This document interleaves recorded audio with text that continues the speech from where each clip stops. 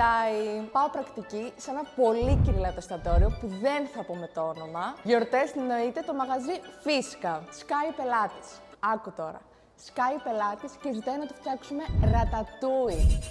Εκτός μενού προφανώς και δεν έχω ιδέα πώς δέχτηκαν αυτή την παραγγελία. Πανικό στην κουζίνα κλασικά και εγώ χαλαρή έκανα το διάλειμμα μου σε μια γωνία. Μπαίνει μέσα ξαφνικά ο σεφ και με ρωτάει εάν ξέρω να φτιάχνω ρατατούι. Εγώ μέσα στο άγχος μου το απάντησα βέβαια ξέρω. Το είπα και με αυτοπεποίθηση σε φάση ότι ξυπνάω κάθε πρωί και ξεπετάω ένα ρατατούι. Γκουγκλάρω. Ευτυχώς καταλαβαίνω πως δεν εννοεί το ποντίκι. Που fun fact το λένε ρεμί και όχι ρατατούι. Αλλά το πιάτο που φτιάχνει το ποντίκι. Δεν ξέρω αν το ξέρεις, αλλά αυτό το πράγμα για να το φτιάξεις θέλει τουλάχιστον μια μισή ώρα. Ένα θα σου πω. Ευτυχώς που σπουδάζω η ΕΚΑΛΤΟ. Έκανα τρομερή διαχείριση άγχους, σε 45 μόλις λεπτά ήταν έτοιμο. Παιδιά, βγήκε καταπληκτικό. Το έχω βγάλει και φώτο νομίζω, θα τη βάλουμε εδώ.